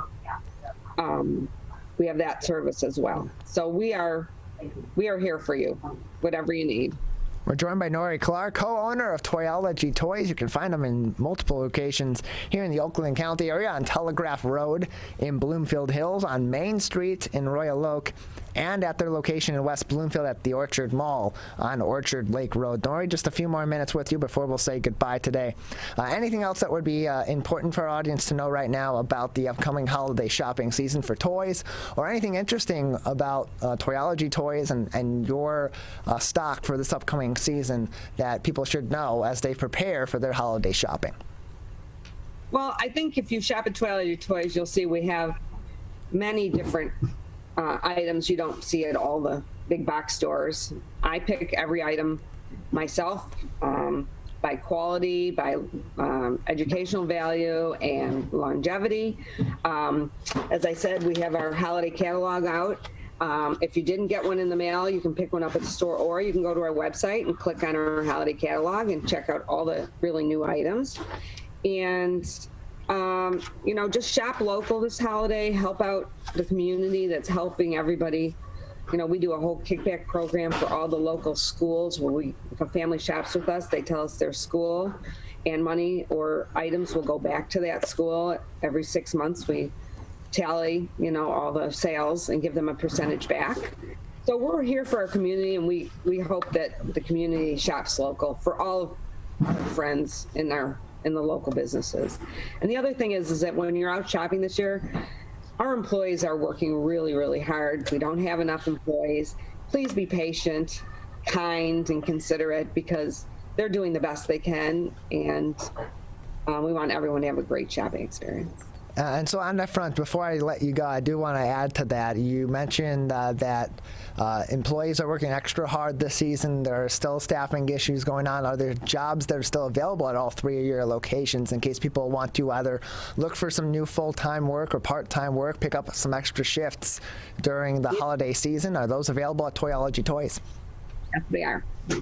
And you can just email either Traci at Toyology Toys or give us a call at the West Bloomfield store and fill out an application. We're looking for more employees. And who wouldn't want to work in a toy store? Absolutely. And that West Bloomfield location, of course, it's located on Orchard Lake Road in West Bloomfield at the Orchard Mall, and you can give them a call by finding more information on their contact information at their website, toyologytoys.com. Nori, thank you for joining us today and previewing the holiday shopping season at one of our locally owned businesses here in Metro Detroit. Thanks for having me. Big thank you to Nori and all of our guests, including Traci Cunningham, Children's Program Director at Grace Centers of Hope. It's the second time I've done that today, and the final time. Kristen Nelson, Oakland County Commissioner representing the 5th District here in Oakland County. Dr. Andrea Stoner, a neurologist from the Michigan Institute of Neurological Disorders. And, of course, Daniel Kastner, the creator and founder of the Ruva app. You can watch all of these interviews and today's full episode on demand later on this afternoon by going to our website at civiccentertv.com and clicking on our Megacast link. There you can also learn more information about our participating television, radio, and other media outlets, and learn more about all the other programming that they do each and every day, Monday through Friday, and throughout the weekend as well on our off days. Also, highly encourage you to go over to our coronavirus page at civiccentertv.com/coronavirus and click on the links for the Centers for Disease Control, State of Michigan, and Oakland County resources about COVID-19. Learn more about where we're at in the pandemic, where we're at in terms of the spread of COVID-19, the variants of COVID-19, and more about our vaccines as well, including where they're available for children ages 5 to 11 here in Oakland County by clicking on the Oakland County link, scrolling down slightly and going to their vaccine hub link, and that will take you to oaklandcountyvaccine.com, where you can learn about where you can get the vaccine for your kids here in Oakland County. That is going to do it for today's edition of the show. Big thank you to our studio producer and board operator, Calvin Brown, our booking producer, Brendan, back at our Troy office, and Larry Nyland, our booking producer, Larry Nyland. Brendan is our Zoom producer. On Civic Center TV, up next, it's The Splash with Maddie Mushkin. Steve Lato Live is on My Mind. We will be back Monday at 10 a.m.